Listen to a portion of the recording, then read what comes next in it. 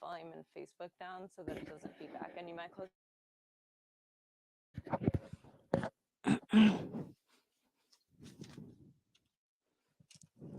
Hey, what's up, guys? There we go. Okay, I think I'm in the frame there. Try not to block all my camera views. What's up? My name is Sarah, and I'm a producer and vocalist, synth person with a group called Real, R34L, and I'm super, super excited to join you today and be messing around with some Eurorack stuff.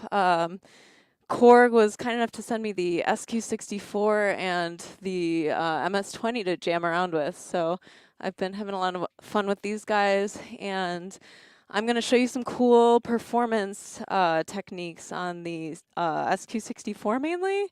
I have this guy hooked up to this pretty crazy Eurorack patch, and you're probably like looking at this thing and thinking like, wow, that's like a huge mess, or her cable control is pretty terrible, but it's gonna be fun. So initially I was gonna do the patch from scratch, but I decided to hook everything up, walk you guys through what's happening, and jam a little bit, and then run through some of the features, and we'll do some more, we'll make some patterns and stuff on this guy. So yeah, I'm gonna get started here, and we will see what happens.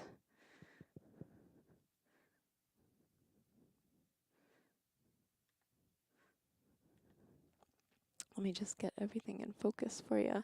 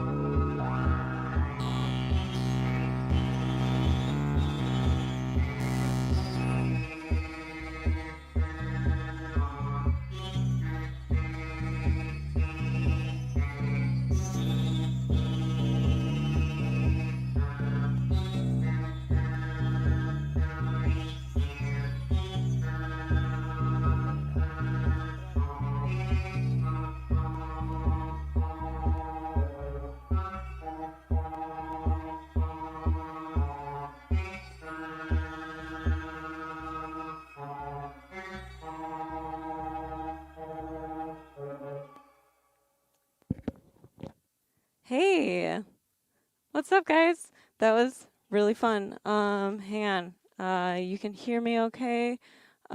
Just want to check that. Good. Okay, awesome. So that was really fun, and um, yeah. So now let me just like transition in between like ADD jamming mode and talking about explaining what's happening mode. So, um, pretty much I have every single, I'm just gonna kind of give you a quick run through of this patch real quick. I'll try not to bump this sequencer view. Hang on, there we go. Okay, so I've got this sequencer quick overview. It is a standalone sequencer. Leave it to me to put it in my case. Anyways, it's got 3 channels for pitch and modulation and gate, and then it has 16 channels in group D for drums or whatever triggers you want to use it for. 16 if you're using it, if you're running it as MIDI, but 8 channels of gate outputs if you're using it as, you know, with CV. So each one of these channels, it has independent step lengths per channel, and a lot of flexibility. The sequencer has, you can program 64 projects on it, with 64 patterns 16 patterns of 64 steps each. So I thought it's pretty awesome because it gives a lot of flexibility between like sort of composing material and planning a set and making different like songs on it with like longer sequences and stuff. But also it's really fun to jam on. So like a lot of sequencers are kind of, you know, one or the other, like they're really fun and easy to jam on, but it's hard to replicate the things that you create on it for a live performance.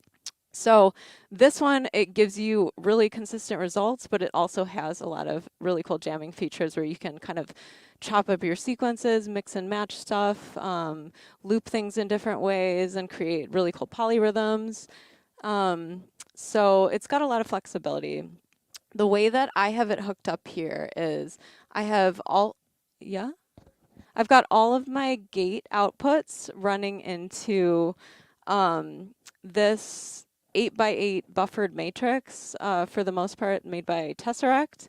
And that's basically it's a switcher. It's a matrix router that takes 8 inputs. It lets me choose and send them to any 8 different outputs. So it's cool because I have it set up that way so that I can kind of like mix and match which gates are going to which voices. And I'm mainly using triggered voices in this setup here, just for simplicity and jamming's sake. I have my main voices I'm running are the IntelliGel Atlantis was that bass sound that you were hearing.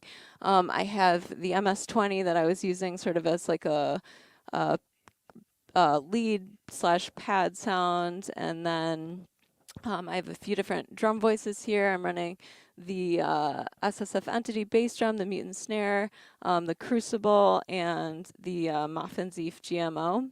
And so all of those are getting their information, the rhythm, from this matrix, which is coming from the outputs of the sequencer, from both A, B, and C and the drum group. So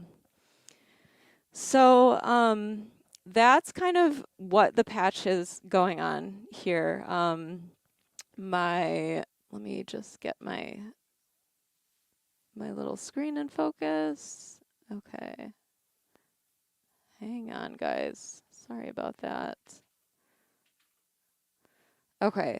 So my other buffered matrix is getting all of the pitch and modulation information that's coming from the sequencer. So likewise, that is going to my the volts per octave inputs on my filters and my voices. This sequencer runs V-trig and S-trig for gates. It also runs volts per octave, volts per hertz as well, and you can set that per channel, which is really awesome because I have channel C right now in here set up running volts per hertz to the MS-20.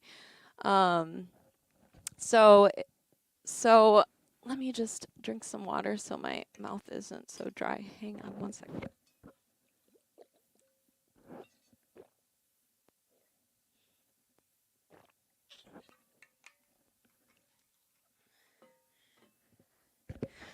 Okay, cool. So now that you guys got a quick rundown, I have I'm gonna start kind of going through some of the cool things on the sequencer, and we can start like making a pattern here and seeing what kind of cool stuff we can get out of it. So let me just unmute my tracks here. Okay. And our bass sound is muted. Hang on. Because we have, so when you go to the shift while we're here, this shift button is pretty important. It gives extra functions for pretty much all of these different modes here, the gate mode, the pitch mode, and the modulation mode, the looping mode, and it lets me mute everything really quickly on the fly. So if I want to like mute the whole drum group, I just unmuted the MS-20. Really easy for just quick mutes in a performance. And so I'm gonna bring back my drums here for a second. So this view also has a lot of other cool rhythmic features, which I'm gonna talk about first. Just how we can like manipulate rhythm in cool ways with this thing, using the different modes. And so we can, for example, if we want to increase like the speed of the drums, we can just groove that out and change the division just really easily for any one of these parts.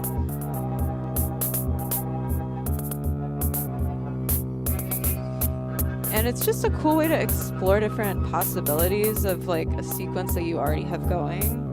I'm really into like making shorter sequences and then messing with them and creating different variations of them. So that's one way you can do it here. There's also some different modes to change the order of the sequence right from this shift menu. So we've got a reverse mode, which is going to run your sequence backwards, a bounce mode, which is going to make the sequence go once forwards and once backwards, and it's just going to cycle that way. We also have a stochastic mode, which is really cool. It's like a semi-random kind of vibe where there's an algorithm that is going to either go forwards or backwards depending on probability. And I'm really into that mode for like drums. It's like finger pick drum here.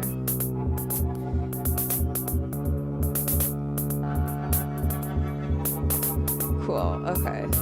So we also have full random if you want it, and this is just gonna basically be random within. It's not fully random, but it's gonna be random within the sequence that you have, and it's gonna add random gates.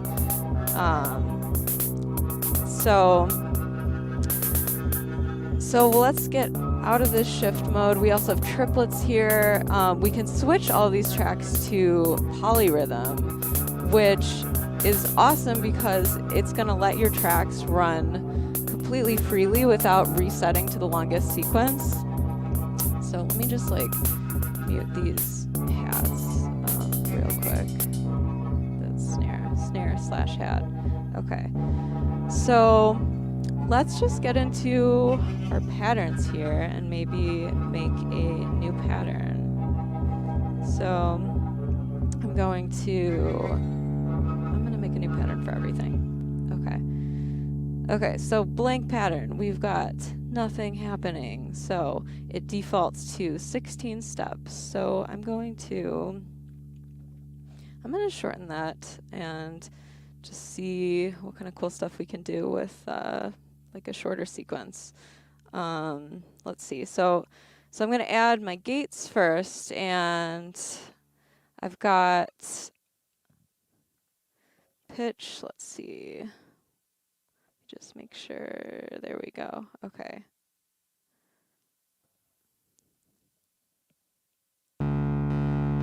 Okay, so right now my gate is actually coming from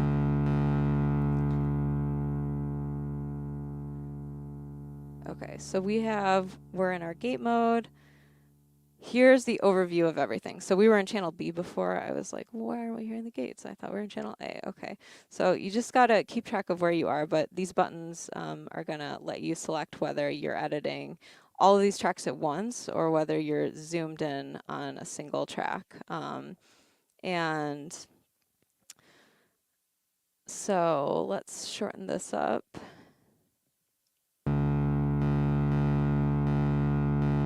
Okay, so now maybe so let's just like keep that as like a rhythmic drone. We'll add some pitch to that in a second. We can make it a longer sequence. Yeah. And there's a few different play modes here. We have immediate access to transpose. We've got monophonic mode. We've got a chord mode, polyphonic if you're running that, but I'm running monophonic synths, so I'm going to have it in mono mode. It also has this art mode, which is kind of interesting. It subdivides each step, so if we were to like change the pitch.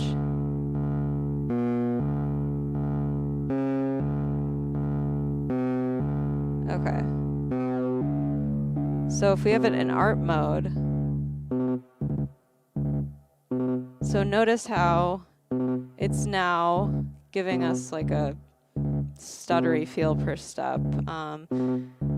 There's also a way to add subdivisions to steps if you go to your gate.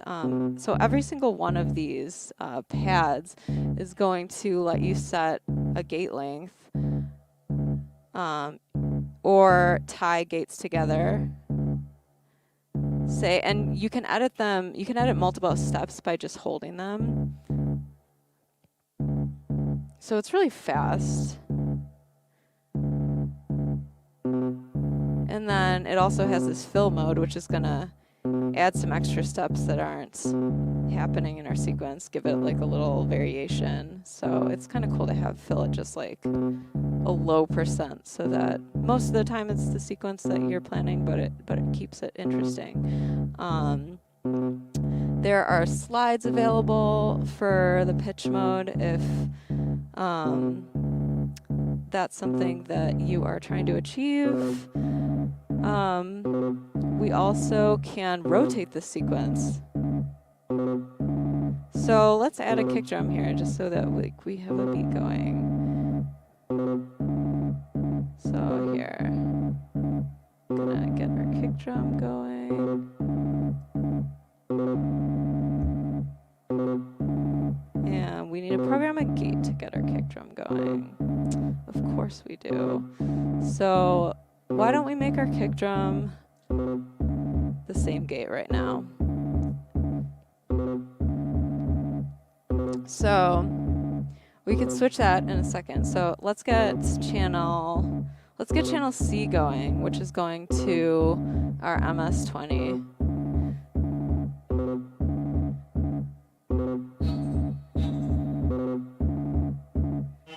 And I'm gonna do like a really short sequence here. Let's do gates on every step.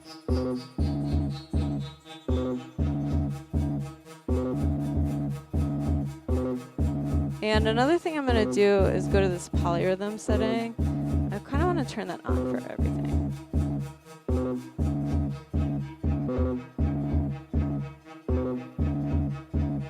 Okay, so we still don't have a sequence going for C, so I'm going to give it some pitch. I'll put it in monophonic.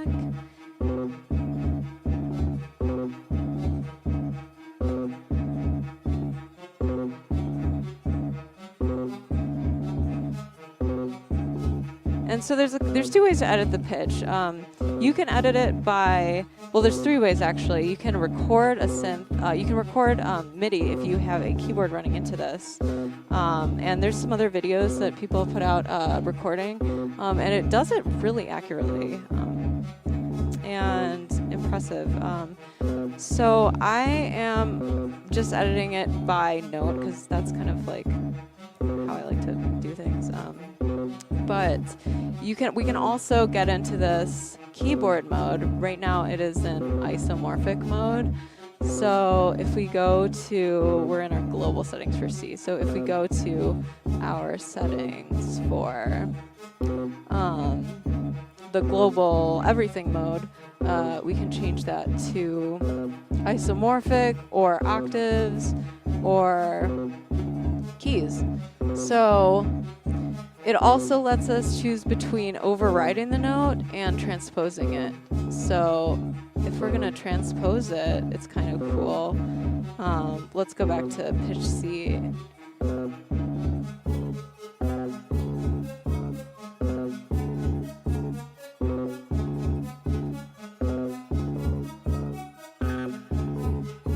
So you can just kind of like jam out and try different ideas in this setting.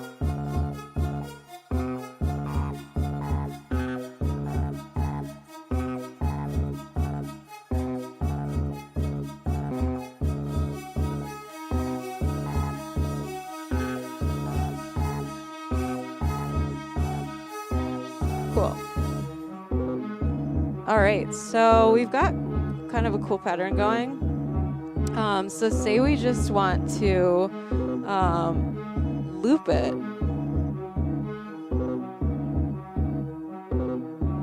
Right now I'm just looping A.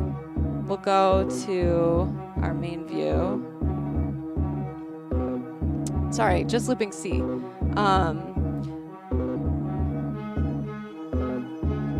And it's set to range, but there's also a really awesome select mode where I can splice together the first part of my sequence with the end of my sequence, which is crazy. Just lets you really mix and match like simple things that you have going on. All right, let's make our kick drum independent. Right now our kick drum's following the gate of C, which is going to our MS-20. I'm gonna put it on channel 4, which is our drum group. So now there's 16 different subtracks for our drum group. So I'm in the first subgroup, which is going to our kick drum.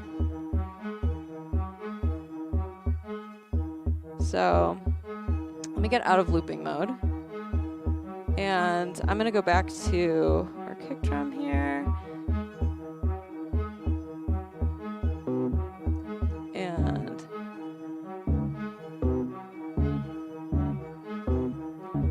hang on 1 second, there we go.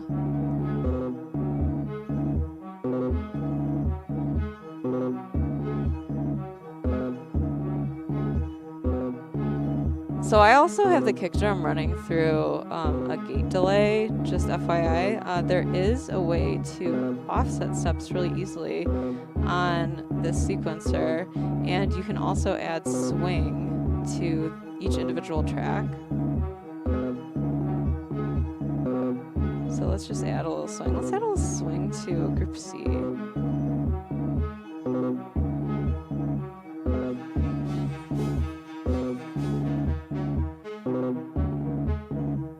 All right, cool. I'm gonna go back to group A real quick, take it out of art mode, put it back in mono mode. transpose it. Let's see.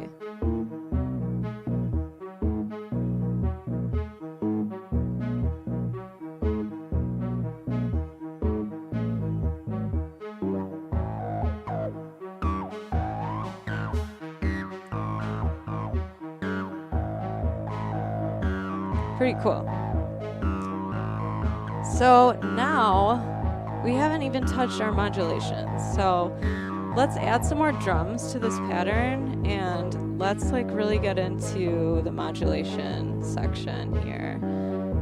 So I'm gonna go in and we have, let's see, let's get our drums happening. So we don't have any patterns right now that we've made for the other subgroups of D. So let's just throw in some notes here. And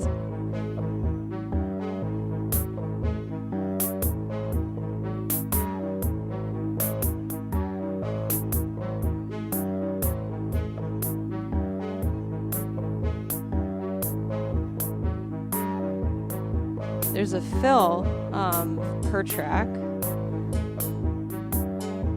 If I turn it all the way up, I don't know if you can see all of our little lights flashing at the top. These are very useful indicators of like what is happening in our rhythm section. So I'll keep our fills down. But if you're just like, I need some rhythm real quick, like go for just a lot of fills and you can just immediately get some gates being output.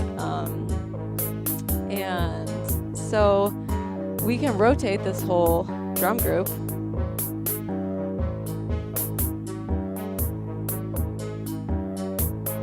That's interesting.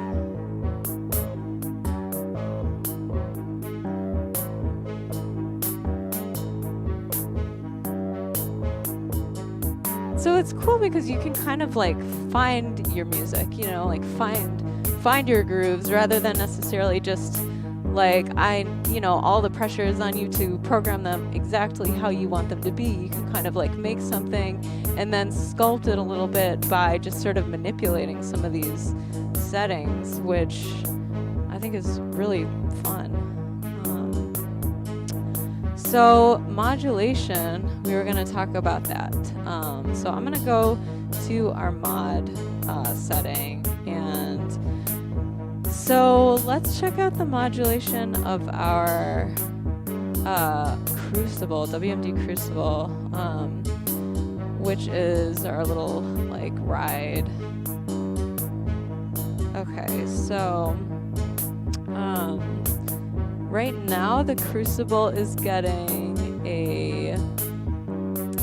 I believe it's getting a modulation from channel 1. I kind of made things a little crazy for myself with this matrix, but you know, that's like the fun thing about Eurorack is that you can kind of make things that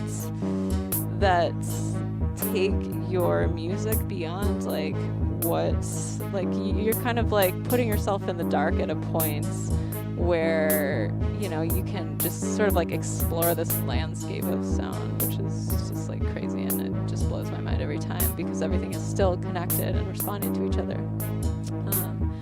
So I have this coming from the decay, is coming from the modulation in channel A. So each one of these, the same way as the I edit pitch, holding these notes, I can just immediately edit these values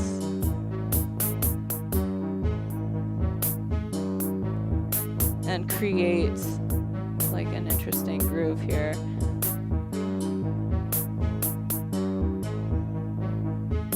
Okay, I'm gonna actually go to my group 3 and add some more gates.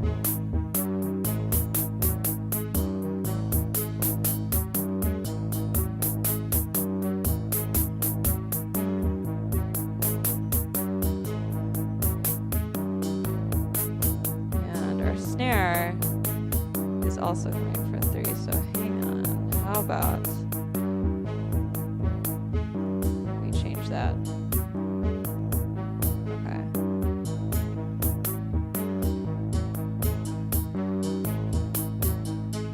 There we go. Okay, so now we also have a modulation output that I'm running to the velocity from, let's see, this is from channel, right now it's from the same channel, I just switched it. So the velocity is also going from the modulation that we just set. It's a little quiet, so maybe we want to make that its own custom thing. So I'm going to set that to a different channel here. Okay, so we'll go to channel B, we'll go to the modulation, and I'm kind of just like adding, just randomly like changing these and seeing what gels. We can also add variation. So we can change both the variation amount, the curve, which is just gonna change how your module or whatever you're sending it to is gonna respond to that information in terms of like its sensitivity at different values. And when we hit shift, we can change the modulation range, the variation range. So I'm gonna make that 100%.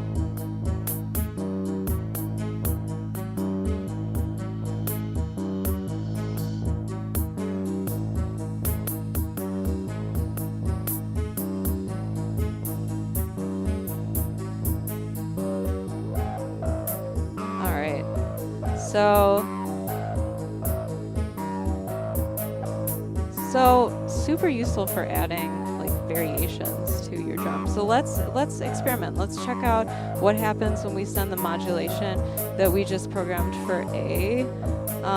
We could send that into the modulation input for our filters that are happening on our other voices. So let's see, modulation A, that is going to channel, no, that's pitch, channel 5, okay. All right, so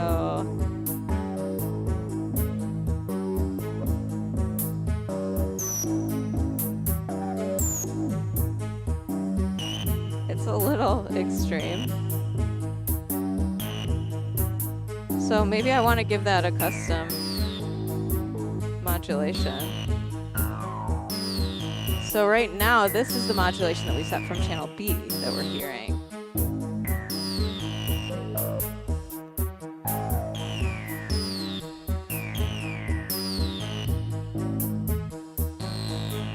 Yeah. Better?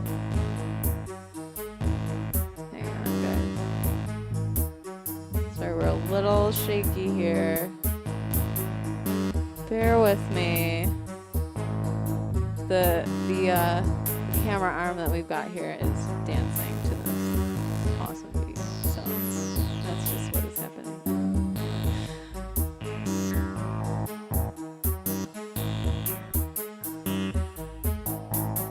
Okay, so that's pretty cool. So now let's get into like some of these other changes. Now that we have like some cool stuff going. Okay, I'm gonna go back and just mess with some of my looping functions.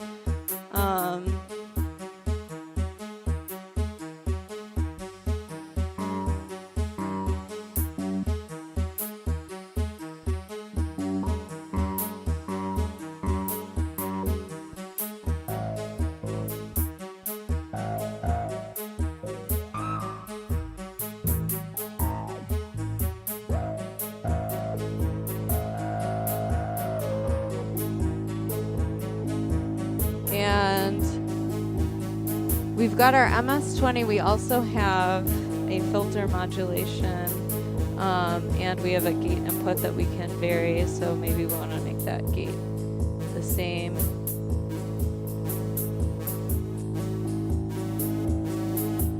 As our Atlantis.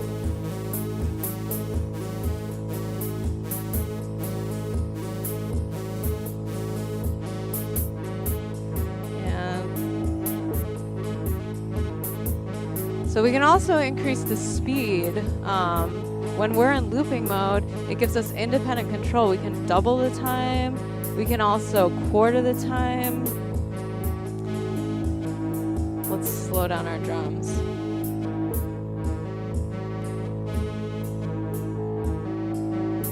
And then we can add random from this mode as well. So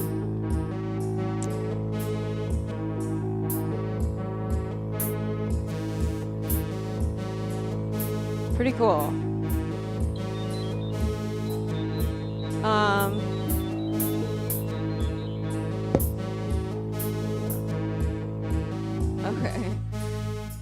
Okay, awesome.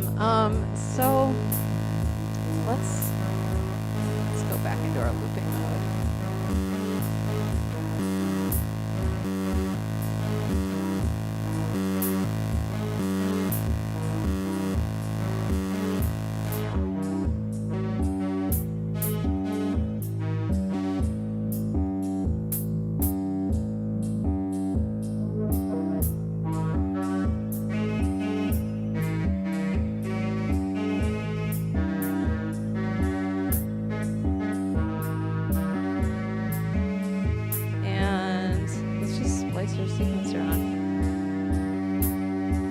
And say we still have all these patterns that we were using before. Let's see if they work at all with what's happening now.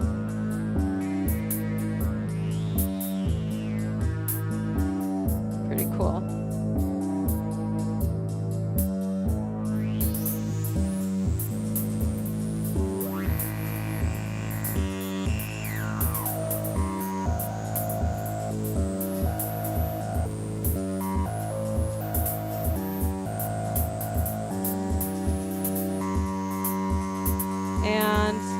Maybe we want to just go in here and be super bold and just change like the length of the whole sequence without looping. We could do that.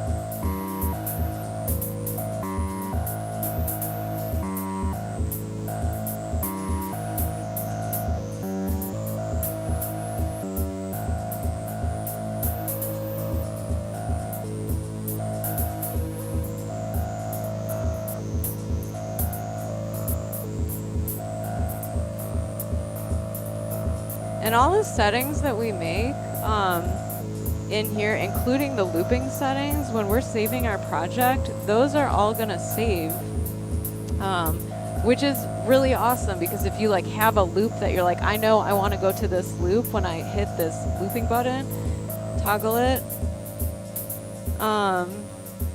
then that is going to save for you and you're immediately gonna be able to access that, including like all of the time divisions per channel, whether it is in phase or running free, whether it's in select or range mode. Really cool. So let's go back to our patterns.